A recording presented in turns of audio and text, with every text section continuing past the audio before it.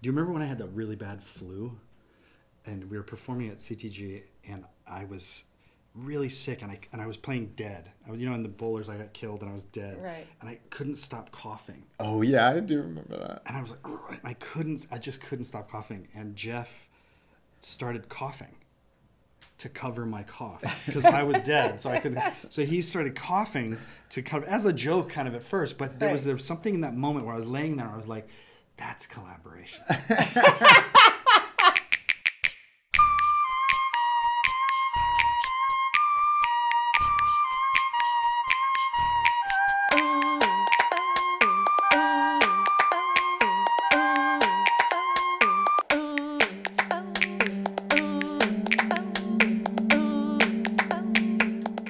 Welcome, friends. I'm Kristen Martin, and this is Torches. Today we have creators Trey Lyford and Geoff Sobelle. Both are directors and performers who began collaborating in Philly and whose work together and separately has continued on to New York City, all over the country and the world. I am very excited to speak with them today. Welcome, Geoff and Trey. Thank you very much. Yay. So, how did you come to be in the world of downtown performance? Trey? Oh, really? No, I mean, guess because of so. you, I think. Well, I came, I had some interactions with it kind of through undergrad, and then ended up here after graduate school. And we were, I was working with a few people here and there, but the first project was, first big project I did here was when we did Dead Tech at the old Spice Factory next to, and that was the beginning. And then when we started getting engaged, Geoff and I had a kind of separate relationship through the Philadelphia scene. And then I applied for the Harp residency. And that was the real kind of beginning, kind of the placeholder for us to really make work and give us a motivation for that. That was, and that's kind of where it began. I also had some interactions early on with a director named Noel Salzman. Did you ever know Noel? Yeah, of course. A brilliant director who I don't think is in theater anymore, but we did some really crazy stuff. I was trying to remember if did Here ever exist on like 23rd or something? No. What was that space on like 20th and anyway? There's a small tiny, the theater was like Cell? this. The Cell? No, this was long ago. 25, 30 years ago. But anyway, that stumped me. Yeah, we'll have to figure it out. It was Danceteria on 20th Street. It was a tiny basement little theater. There was pillars, of course, and low ceilings and dressing rooms and one toilet, and it was very typical. Oh man. Yeah, we performed once to one person, which was. That sounds about Yes. right. Yeah. Right. Can you talk about a philosophy? Is there a philosophy that grounds your work, individually or together? Do you have a philosophy? Yeah, I do have a philosophy of work. I like to make things in a way that, in the way that you might make a practical joke towards somebody.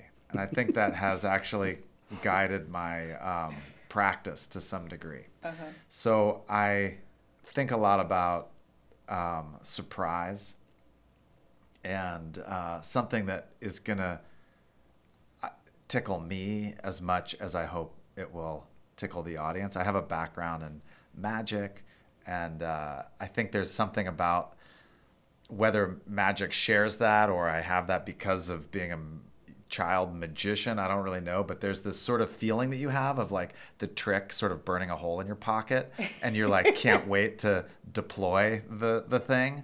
And even while you're like doing one thing, you're actually thinking of the other thing that's going to come around. I just love that. And I feel like there's an energy inside of that mechanism that is fruitful somehow. So somehow it seems like a practical joke. Yeah, for sure. And like things aren't always what they seem is a thing that's in magic a lot that we think about. Like how do we set up one thing that's true and then make it switch itself, But also I think there's in alignment with that is a real connection to presence with an audience. That it's very hard for us to be making a show and not think, and they're there, that they're a part of this experience. And so we're often creating in the room. There's not a fourth wall. there's a collective experience, and it might have a fourth wall kind of thing that comes and goes, but it's very much about that kind of human interaction, which I think comes from our clown stuff, but just the vulnerability and presence with an audience, like that you want to activate that sense of being alive in the space with people versus kind of like, oh, you're going to sit there and fall asleep and we're going to do a thing. Like, it's like, if you're falling asleep, we're going to come and say hi, you know? But that kind of, that devotion to that kind of porous interaction with an audience was something I think that always was a part of our like the blood of what we did, rather than like, oh, this is an idea. It was like, we would try and we're like, I can't, that has to be in the room. Mm-hmm. Yeah. And maybe because of that, something about improvisation, that the work's made through improvisation. Not to say that there's not some work that predates that or helps that along or prepares for such a thing, but improvisation and using whatever's in the room. So there's a little bit of scrappiness, or like, oh, there's that idea, why don't we just use that and put that together with whatever we have here. And then in performance, definitely also room for improvisation. That always has stayed alive. Mm-hmm. And I think always in your work, there's this humor. I mean, sometimes you're laughing so hard you can barely stay in your seat, but there's also like a pathos, and there's a humanity, and there's a vulnerability. Do you want to talk about how you guys find that inside the humor, and what you think, how the relationship to the audience helps with that maybe? Yeah, I mean, to me, you can't have the humor without the pathos. Like there can be things that are surface and they're very, rhythmic or dynamic or just bits that are funny, but at the core of the relationships with the audience and also with each other, but just at the soul of the creations you're making, there has to be some piece of a human that is like reaching out, saying, help me, I need some love here, or I need some existence to matter. And I think that allows people to kind of get stuck in both places. You can get drawn in, and then, a laugh can break that. And I think it is a huge part of clown too, good clown. Clown that's like, oh, there's something on the line. There's something that matters, and there's a certain need there that we feel, so that there's a humanity at the center of the humor. It's not just, shtick. Yeah. When we first, it wasn't when we first started working together, but when we were really making All We're Bowlers, so maybe not the very beginning, but maybe once we were really exploring that as a piece, maybe we were already harp artists, I'm not sure. You'd have to tell me chronology, but we worked with David Shiner, the great clown, which was a sort of shock to us that he was even accessible and came to work with us. And it was really just the three of us, David Shiner and the two Nudniks, just like, working together. And at that time, I don't think I really did. I think I, on a theoretical way, was like, oh yeah, it's funny because it's true, as Homer Simpson would say, or yeah, right, there's some humanity there, like what you said. I think I knew it intellectually, but I'm not sure I knew that I'd done that work. And he really, as like a clown teacher, like went for your trauma, was like, no, I need to know like where you're in pain because that's what we'll use. And it was like, really? And he really pulled that out of us. And that's, in a way, we were talking about that even on the way here. So much, I think, of that show, All We're Bowlers, was like both individually and together about a kind of functional dysfunctionality. Like, how are you dysfunctional in the world, or how are you dysfunctional together? And then we'll make something theatrically functional out of that real mess. That is the messy human, darker parts. And I think that leads to the pathos, because it is the funny because it's true kind of thing. Could you each share a moment of pure joy in your art making that you've had? Yes, I was thinking about this because this is the first one that came to my mind, and you'll remember this too. We took bowlers to Korea on tour, and it was a real ramshackle situation. We had a friend come, a close friend of Geoff's, that came and did the sound for us. And then we had like their stage managements didn't really speak English, and so we were having to cue all these things, but we didn't have headsets. But it was at this big festival. It was a beautiful festival, and I remember the audience. It was a large audience, maybe like 800. Was it big? Was it that big? It was a big audience. It seemed big. Yeah, it sure seemed big. It seemed big at the time, and we. The show, we would step over the footlights kind of into the audience as this kind of like, we're going to explore this situation in a classic clown way. Mm-hmm. But the audience in Korea lost their fucking minds. They went crazy. As we started to cross over the fourth wall into their space, they went, wah! And they screamed, and I was like, wah! And they were like, wah! And we were just, wah! And we were screaming at each other for like 2 minutes. And then we finally, and it felt like, the way I always talk about it is, it felt like that moment when people first sat in the movie theater and the train came at them, they were all like, ah! And they like stormed out of the space. Like, that's what I felt like. That we were breaking a rule. And I think this speaks a lot to Korean culture and the expressivity of Korean culture. But there was just something about it that just felt so electric. It was highly flawed. The cues were all wrong. Like, so many things went wrong. We had to cue somebody by yelling their name. We were like, what was his name again? I don't remember. Tommy now. So we were like, Tommy now, and he would drop the light out of the sky. But there was this electricity that I think often you do find in downtown. Like, as we toured around, we would perform in these big, nice theaters. But when you're in a hot, tiny, packed space, the kind of humanity that's like vibrating off the walls, that was a one space where it was like that feeling, but writ large. For me, that was a real moment of excitement. I have to say, doing All We're Bowlers at Here Arts Center, I remember, because we didn't know that it would have this life, and there was just so much energy. And I remember because when we would start the show, we were behind this movie screen, and Trey was like on one corner of it, I was on the other. We're like literally holding like little black threads to animate these little silly hats on stage. And we're like doing that, and the audience would like giggle or laugh, and the film would start with Michael Friedman's music. And I remember very clearly thinking like, I'm like born to do this. Like, this is like, I'm exactly where I need to be on earth at this moment. It was like perfect feeling. It was so great. It was such a gift. And I think I felt it again doing Machines at Here. I think it was our last show. Actually, I'm not sure when this was. There was a lot of smoke in that show, and maybe more than we had written in our tech writer. Always more. We're blowing equity. But they were also like, those machines were just shit, and everything was a disaster. And there was like the lights were going, but you couldn't tell which was the lights from the set and which was the actual smoke alarm lights, and you didn't tell. And then the fire department came into the room. Do you remember that? And they were like all these dudes with like their big yellow coats, and they were so confused, but we were confused, and I was just like, this is fantastic. Like, I don't know what was the audience like who brought those guys. They must have been. Oh yeah, no, the audience was. It was the final cue. It was like the world was falling apart. Yeah, and like the back walls had come in. We didn't have the money to hire those firemen, but that was like perfect. Yes, perfect. I know, they were just made the perfect entrance. And I just remember thinking, like, this is fantastic. Like, what a great world. And in a perfect relationship, I'm sure I was like, oh my gosh. I was like worried about it. And Geoff was like, this is great. I'm like, we need to talk. They need to deal with this. Like, very different. That's your different personalities right. in the room. Yeah. Yes. This is going to go really bad.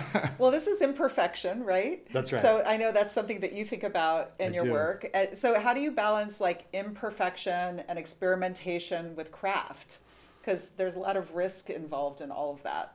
Yeah. I think they're the same thing. Mm-hmm. The craft of staying in a place of that. And I talk about it all the time. I say, but it's hard for me too to like allow things to go wrong or to allow things to suck. What we didn't say is that like when we first performed it here, there's like 3 people.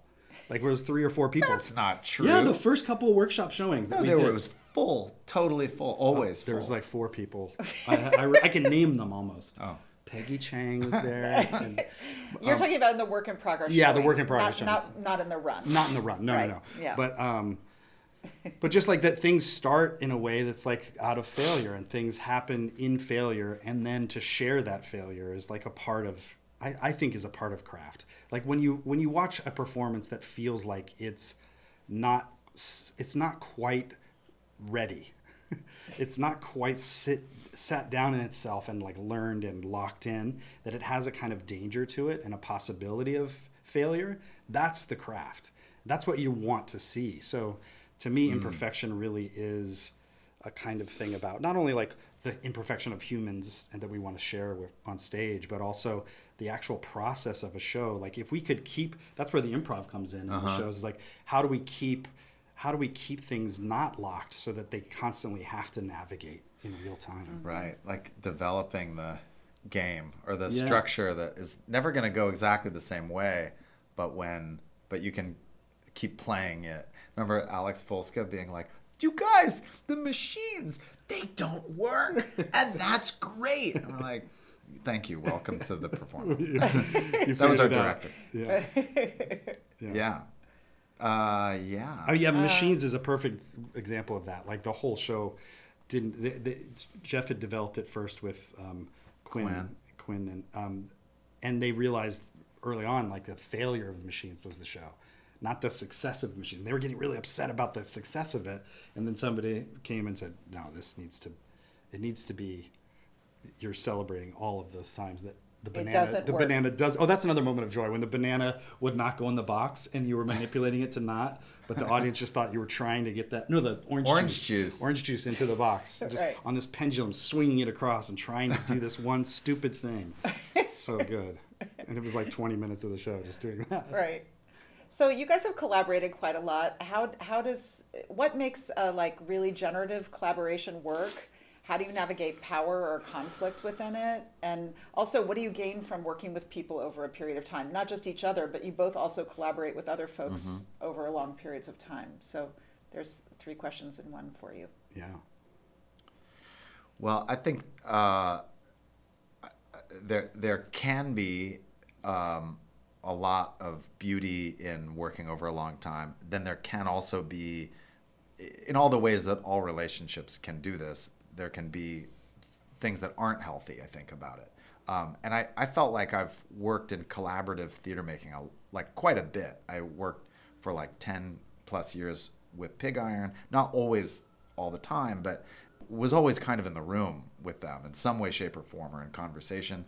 And we worked together, and then we also worked together with other people, designers. And I feel like I kind of feel like this way with in all collaboration, that it works the best when people are asked to do something that is not fully in their comfort zone, and that they're not necessarily, it's like what they're not always hired to do. So like the Dufalas, and I always felt like this with Steven, but they're the creators of the Machines. Machines. And then also I worked with Steven, was the designer for Object Lesson and for Home, and he's not a set designer by training, but he's many other things by training. And he's a very, very, very intelligent, incredible artist. I would never have a doubt that he could do what we asked him to do, but he was like, oh, wow, that's different than anything I've done before. And that's an exciting place, I think, for someone to be in. And I think that's where we found each other in a way. Like you had spent you you were like out of graduate school and doing a lot of like theater, and in a way not that it was you had done it before, but I'm not sure you had helmed really your own piece. Yeah, no. You had worked with Pig Iron and done like made stuff out of scratch, but not where it was like on you. Yeah. And me too. And so we found each other sort of like, oh shit, we're at the driver's seat. Like we're driving this thing. And that was so thrilling. And I remember us being like at the cafe and here and like figuring out like not just how to make it, but how to produce it and how to raise money and how to do all the stuff and build the structure for it. And that was very, very exciting.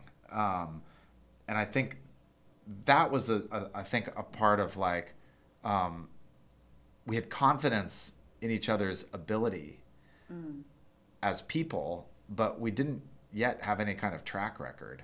So it was a lot of trust, I think, in that regard.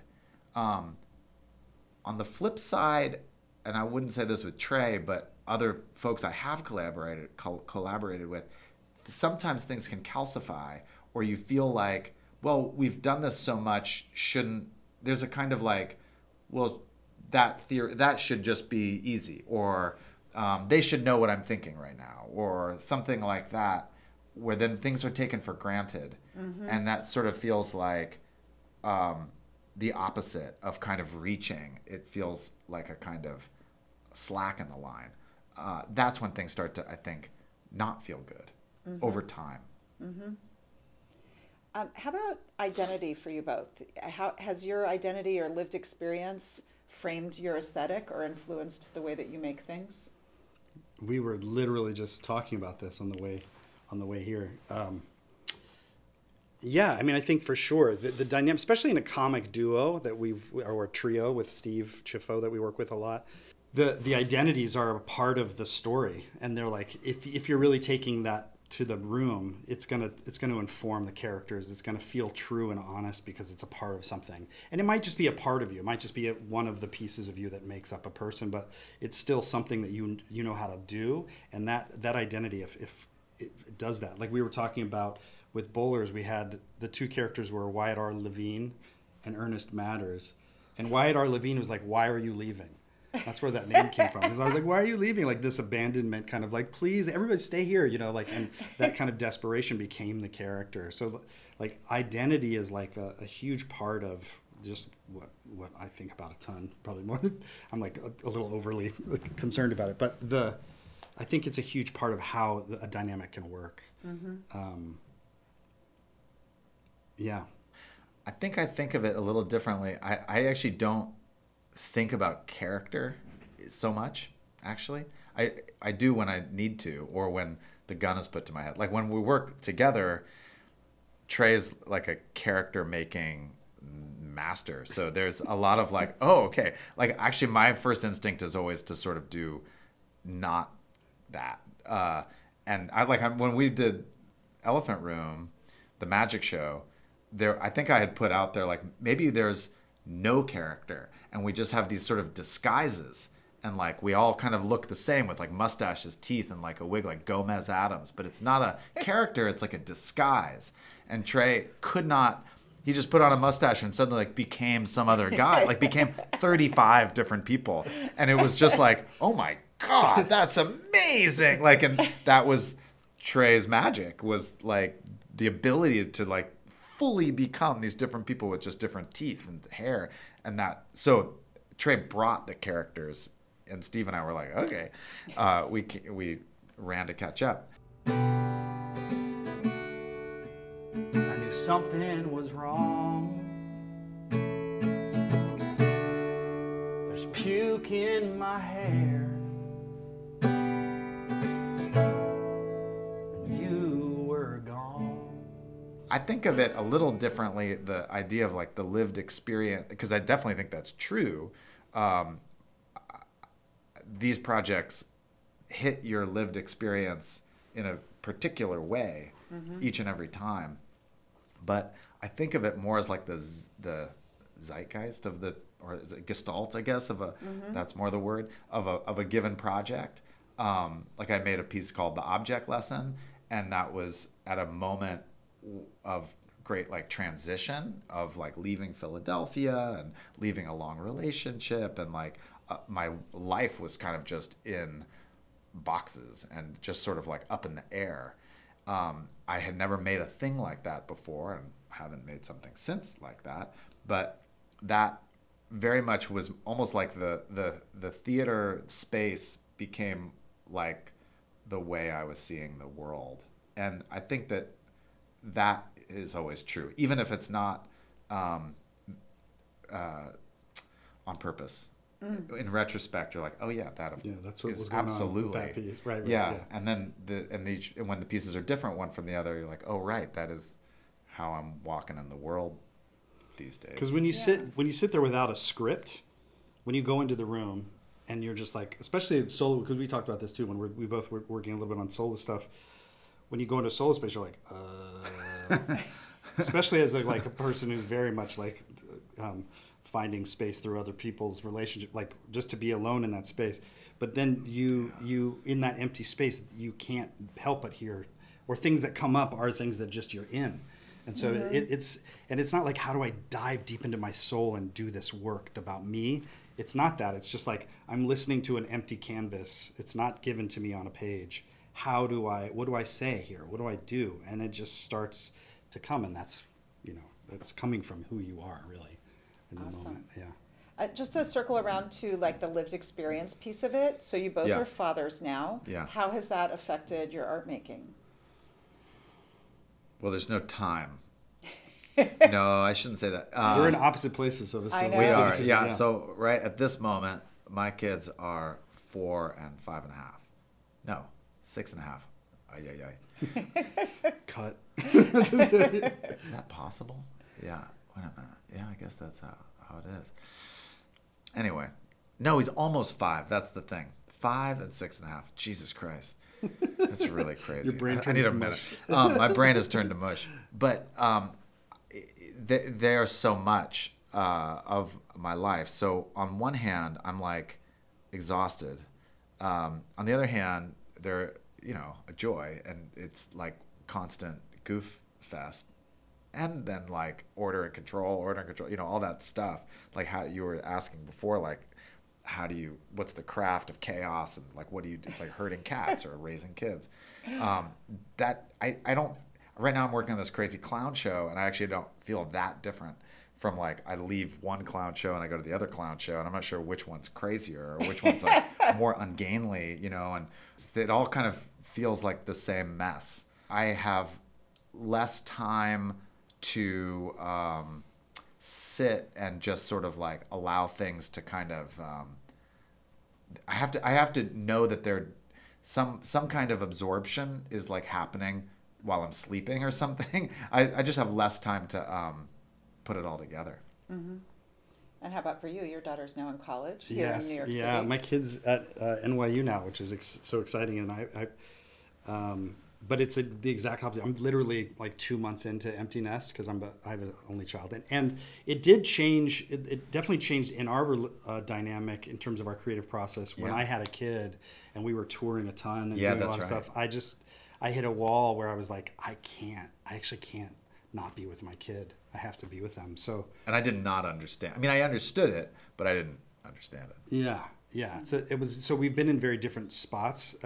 I know exactly where he is, except I only have one, not two. But in terms of that full focus, that they really affect your process and how you're available and what kind of and how precious the time in a room with other people is, and how great that can be, and then how to navigate that. That's a beautiful place. But now I'm just on the cusp of learning what that silence is, like what that quiet and that kind of, all of a sudden that piece of your kind of core solar system, how that it's kind of like plucking the sun out of the solar system. If you're a parent like me, which is probably too much, like I'm highly invested in that way. So,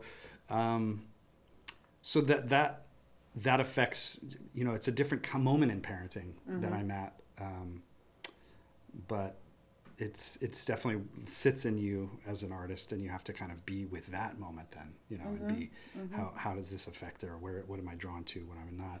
How do I get quiet and hear that? All of those things. But it's exciting to know because there's so many things they're in theater too, so they're going to be making stuff, and who knows? I mean, they're already saying smart things about things that I've seen that we've both seen, and they're like, "This is what's wrong with it." And you're like, yeah, you're right, actually. You're totally right. Learning. Do you think your kids are going to end up in theater too? I mean, they kind of are. I don't know if they will. They're really funny. We were practicing lines with Louise. That's true. But also, it's their playground in a way. Like they'll come to the shows. Right. I saw them at the workshop of the clown show. That's right. So after the clown show, they're just like running around on the set, and Elliot's finding like swords or whatever he can find, and So that is their playground in a funny way.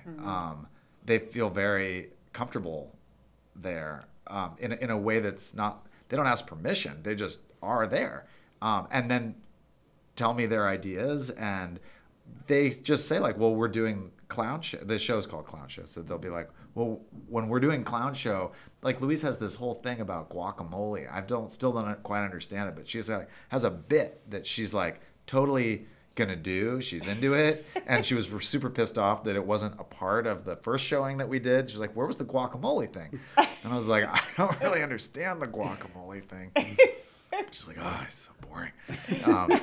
So I don't know. Have to get it in. But I think they definitely think like they're doing the show, you know. Yes. Also, it's really fascinating. Oh, they're not in the show. They're not in the show. They're not in the show. Oh, but no, but I in mean, their minds they are. Yeah, but I mean, they kind of also are because they, you know, we don't really exist for them when they're not.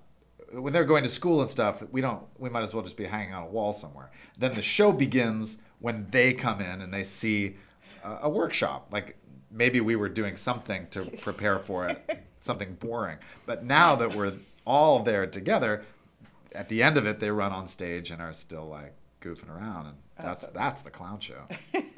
So let's shift to institutions. How have institutions supported or failed to support your work? I mean, we've had amazing relationships, I think, separately and together with institutions, and some have been super successful, and some are more challenging. And just I think probably one of the truths about institutions is that they, like any relationship, go through different permutations. Especially now, there's been so much change in who's running places and who's doing things, and but we early on got very lucky with a few, here being one of them, obviously, and was a supporter for us all the way through in such an easy way, a hands-off way, that was like, we want you to play and we want to provide you with whatever space you need. Literally, here are the keys, come play. And then there are other places that are like, the code is this, you can get into the building at this time. We were at Sydney Opera House one time, I remember, and our dressing room was like 400 degrees or something. We were like, it's really hot in here. And they're like, we'll put in a work order. So we had to put in a work order to have it sent to the main office, that then would send in a guy who would come down and unlock the thermostat and turn it down like 3 degrees and close it. And I was like, whoa, these are two totally different. So there's been a huge gamut of like where we've been and who's supported. I think the biggest one financially for us that became really beautiful for a long time was Center Theater Group in Los Angeles with Michael Ritchie there and Kelly Kirkpatrick. We got connected to them through Michael Friedman, who had done our music for the film, blessed Michael Friedman, and he kind of said, you got to come see the show, it's crazy. And they came, and then that started a relationship with them that then became commissions and became support and workshops, and so that was a really fruitful partnership as well, because that was for me it was like a large institution that behaved like a downtown institution in their support. That was probably that I was thinking about them too. And so many of these things come down to individuals, really. I mean, here is fantastic, but it's the fact that you had that vision and that passion and the drive and the heart to keep opening that up, you know. It's so personal. And Kelly, I mean, I think Michael was great. I didn't know Michael. We didn't really engage with Michael much. But Kelly Kirkpatrick was the sort of the line producer. We were part of his fold, I guess, at Center Theater Group. And he was so hungry. Like, even though he was in this, you know, like the Amundsen Theater, like blah, blah, blah, but they were opening the Kirk Douglas and they were trying to do more experimental things.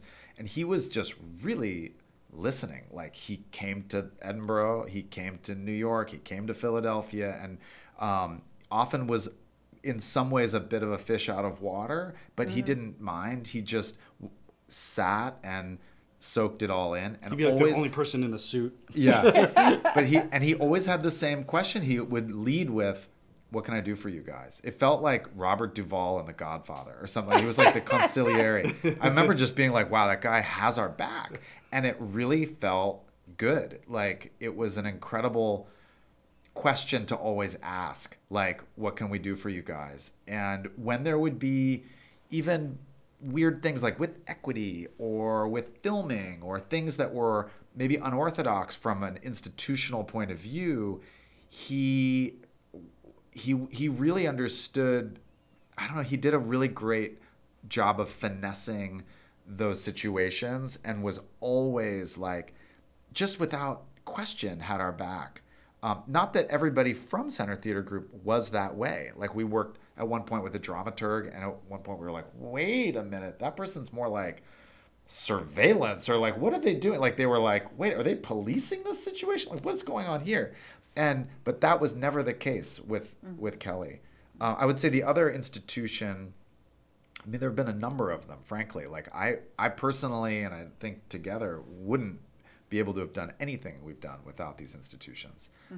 When there's no such thing as like a major part of the ecosystem was Philadelphia Fringe Festival that had many different names. So Fringe Arts or Live Arts or whatever you call it. But Nick Stuccio, whose project that really was, but then so many people who worked with Nick. I mean, that's a big staff. And it's just all of the pieces that we made together and I've made since and before, like whatever, with Pig Iron, all premiered there. And that kind of, it was again a kind of trust, like a level of trust and a relationship like with you and like with Kelly that was not about any one given project. It really was about a relationship of like presenter or institution builder, whatever that person is, and the artist, and that they were seeing both the value of for the ecosystem at large, for the artist in particular, like they were understanding, you were understanding how those things all fit in a healthy way.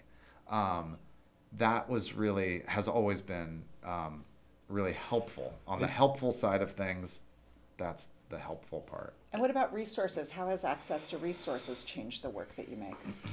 Oh, I was going to say one quick thing about this before.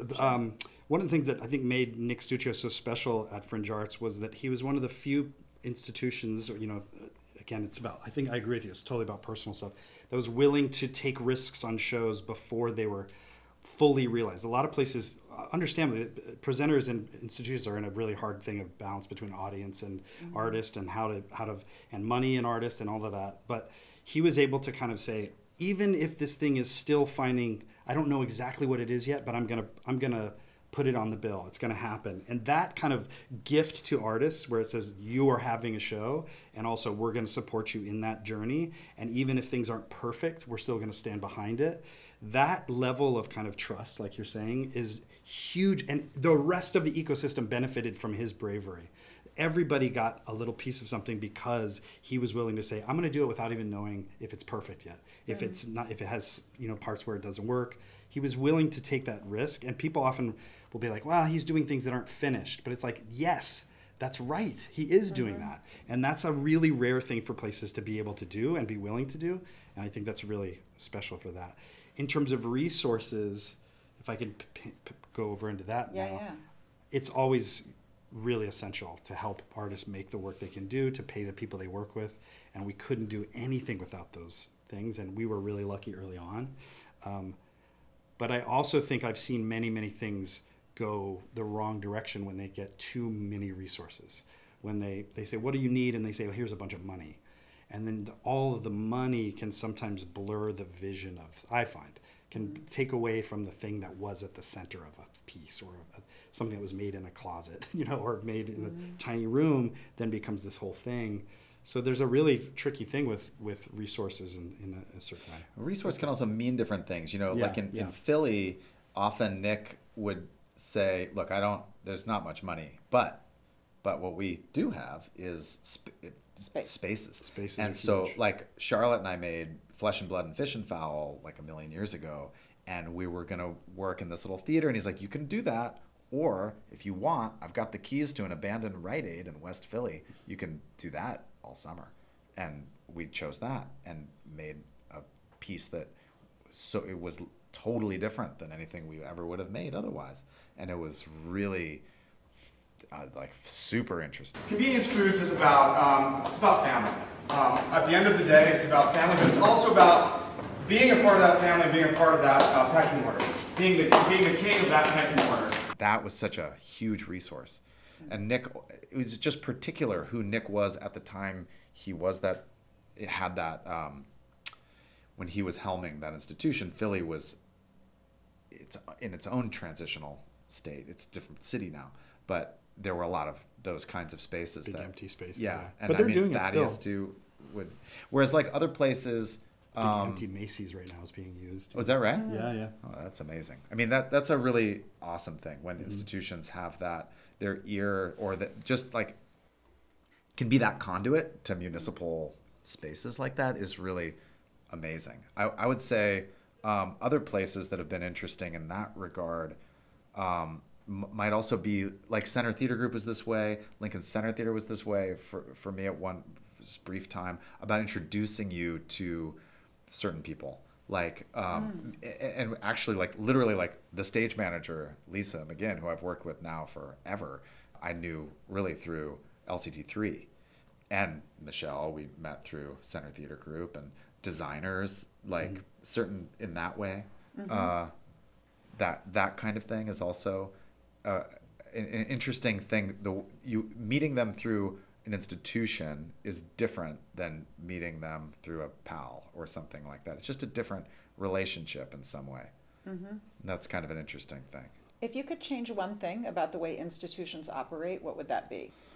Okay, I have a really good one, because this is, again, when institutions work really well, and the lesson from it. So when I started working with BAM, it was Joe Malillo and now Amy Casella, both of whom are just like amazing. And the reason why BAM was so amazing, apart from all the reasons, and incredible place to work and blah, blah, blah, but right off the bat, when you would communicate with Joe, you would like send him an email, and it was like definitely within the day, but often within like the hour, you received a message back that was like super short, exactly the information, no more, no less, just like, the information is da-da-da-da-da-da-da-da, Joe.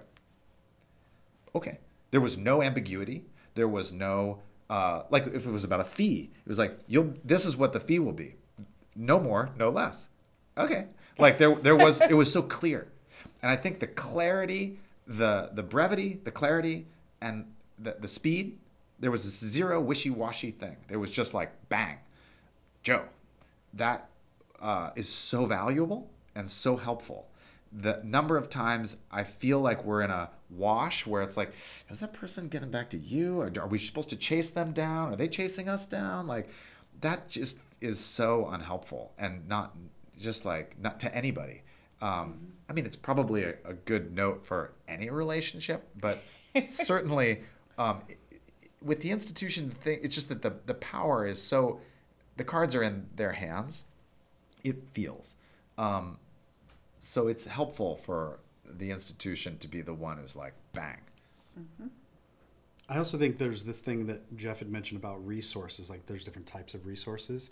There's so much concern, and we all know there's so many questions around resources right now, from institutional standpoint, from funders, from artists and audiences sizes, and there's so many questions, but that a lot of times I think sometimes people think, oh, money, and artists, this is true of artists too, that money is the question, or money is the thing that you need, but there's so many other ways that you can provide support for artists, that you maybe you don't have the budget to fund this many people, but you might be able to say, like, you get a little funding, but you get this space for this amount, or you get this with this producer for a little bit, or you know all the different ways in which they can be creative around what kind of resources, because artists are used to making stuff out of nothing, especially in New York. Like, you've got the room is literally the size of this room, and this is all you have for 2 hours, and that's it, and you can use that. You know, and it's like, okay, so we'll do it. We'll make that. And we're really good at that. So I feel like taking advantage of that from institutions, being able to see, like, we're going to give you this, but we don't know what to do with it, but maybe you can figure that out, I think would be a really useful thing for a place that is losing resource. That's something that seems healthy is also like things like scratch night kind of thing. And like Catch, for instance, is a very small institution. It is a kind of institution. And it is pure scratch night. That's like all it is. But Craig, you remember Craig when he had a brief time at Live Arts? I think then it was Live Arts, maybe it was Fringe, I'm not sure. Yeah. But that was like a thing he brought in, was like, you know what we're going to do is a lot of showings. And I remember doing Elephant Room under that, whatever that series was. 20 different versions. And he was like, you're going to do like 3 showings. We're like, we're not ready. He's like, doesn't matter. You know, like, you'll be ready. You're going to do it. We're like, really? And I mean, and bless him, like that totally was helpful. A deadline is a huge resource. A deadline is a resource, and like, but that thing of like bringing audience in process is a great way, I think.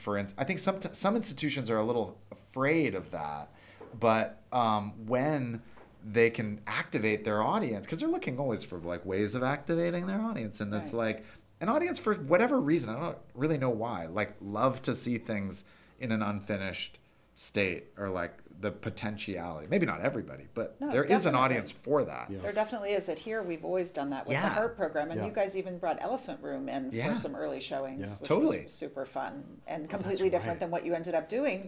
Nothing to do with it. We'd made so many things without so many things, but what people don't realize is like they didn't end up in the piece. Millions of hours of work done that were not in the piece, but it lives in the piece. Like the energy we put into that, the time we spent in those characters, the time we unlocked magic tricks, like that stuff lives in the I remember this. You remember this? We were leaning on the pillars, and we were vanishing notes back and forth between. It was like a totally different world, but yeah. Mark Bamoudi Joseph recently asked, how do we create conditions for artists to guide us forward to the other side of fear? Do you guys have thoughts about that? We're in quite a time in America right now. How do we help artists navigate fear, or help us? Help us. The field is in trouble. The country's in trouble. How can we look to artists to help us get to the other side of that? Do you have thoughts? Yeah, just get up and do the thing. Yeah. And actually, you don't. We need money to live. We need money to do the best that we can. We need space to do all of that stuff. But at the end of the day, it's like a person crossing a space is performance, right? Like you can go back to that just basic definition from Peter Brook, like, right? That's all you really need is people up and moving. And that is a kind of activation. That is a kind of activism. Just people up, moving, bring your joy, bring your music, just get up and do it. Don't not do it, I think, is the most simple thing. I think that the theater or performance, just live performance, is always kind of encouraging, because it's always kind of a scary thing, right? It's like public speaking is the number one fear over death. Like, I think every time you see somebody like just up and speaking, you're like, oh, okay, right. If they're doing it well, great. I too shall do a thing. I think it's encouraging. So the more...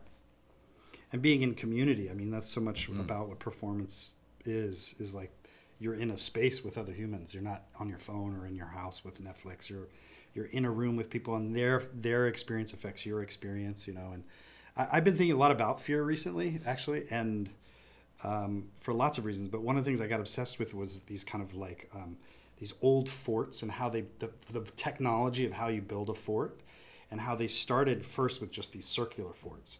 And then you start making, what they realize is that like people can run around the corner and climb up the back way. And they were like, all right, so we need to be able to look back at the wall. So then they built out these like little bridges that come off of the fort. So you can run out and look back, and somebody's climbing the thing, and shoot him that way. And then they said, well, that's not good enough. So then they made these arrows. So basically like bastion forts are these like star-shaped things with these arrows that come out. And they're all the different... studying forts? Yeah. That's awesome. So there's like all these different ways that you can get to the edges of the fort to see all the angles of attack.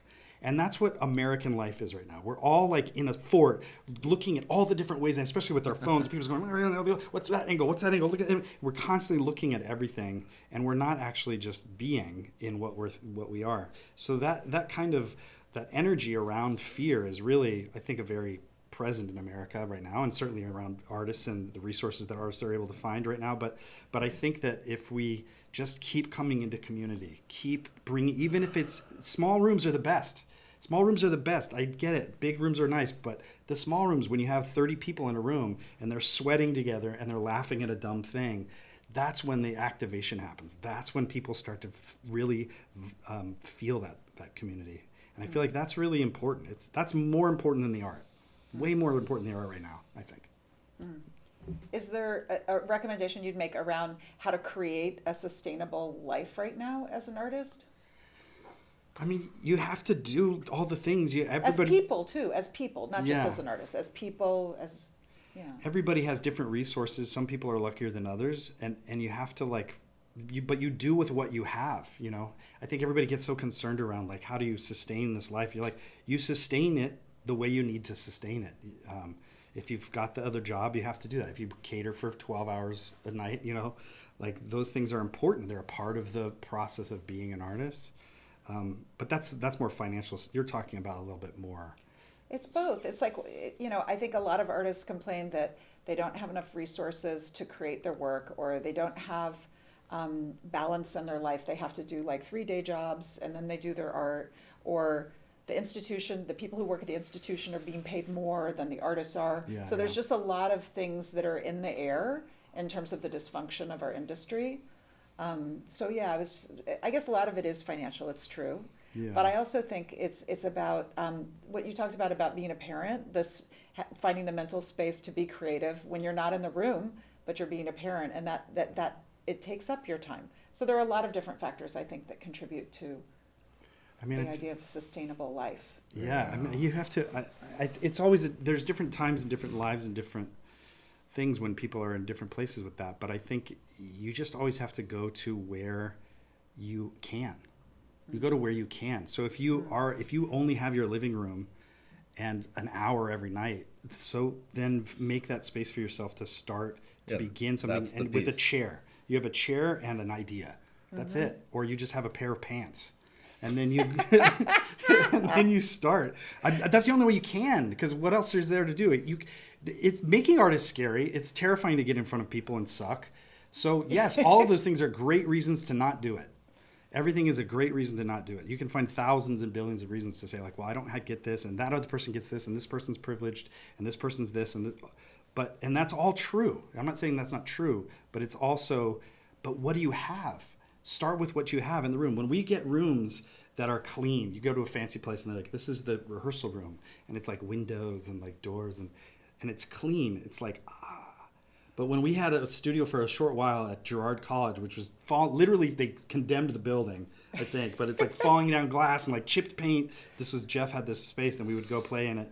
It was great. It was just like, what is this weird piece of window? Oh, great. We would just find what's there. Squirrel who drowned in the trash It's can. a dead squirrel who drowned in the trash Play with can. that. Oh, great. Look That's at this character. great. So sometimes you're in rooms where you get a lot and sometimes you're in rooms where you get nothing, but you have to first start with like what's in the room. Bill Oren talks about this. Like you walk into, as a clown, he walks into the room. He's like, where can I get into trouble? That's his first thought. He enters the room. He's like, what can I trip over? What can cause that pillow is going to be an issue? So it's like, what's in the room? You have to start there. I don't know.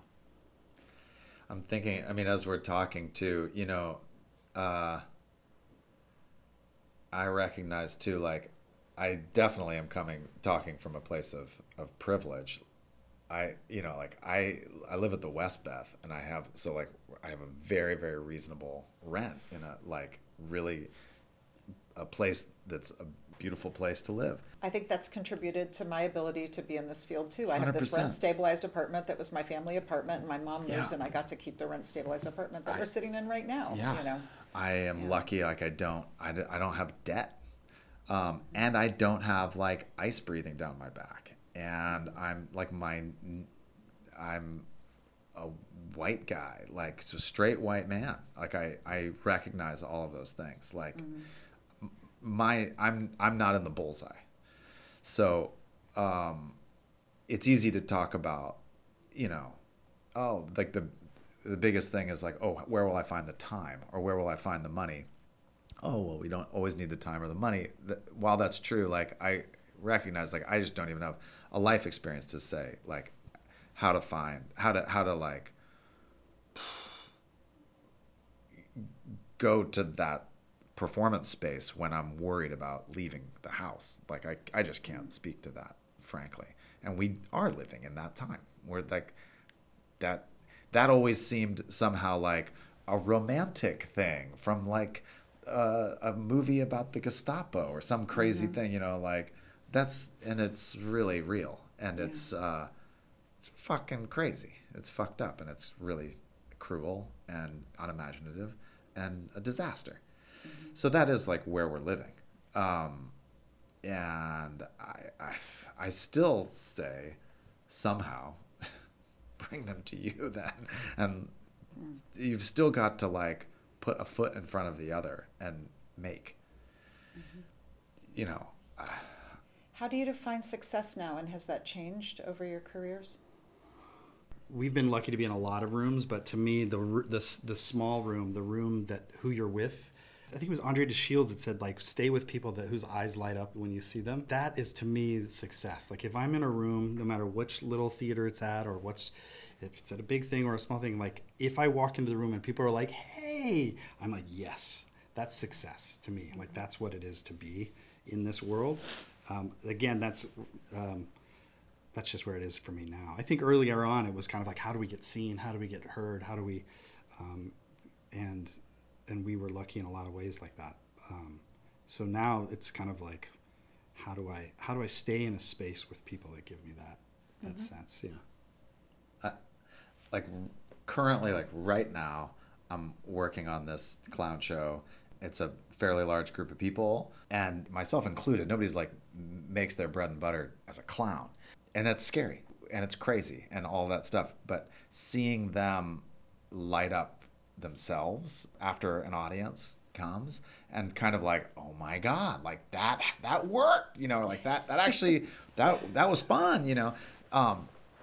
That speaks to that thing of like collaborators reaching, you know, trying to reach for something that they aren't naturally or like didn't think they would do. That makes me feel really good. Like I feel like that that feels successful. And then, you know, the intangible thing that you feel when it works with an audience. And I think we do what we do usually because it's in the way of a laugh. Just you felt like it was heard, and that feels good. That is a success. Did you get a laugh? That's Yes. I mean, I hate to if say it's it, one but person or 400 or 1,000, get the laugh, then you Great. feel good. Thank you both so much for doing this. Thank you for doing this. Really appreciate it. thanks, Kristen. Thanks to HowlRound for hosting us, and we hope you'll come see more of Torches.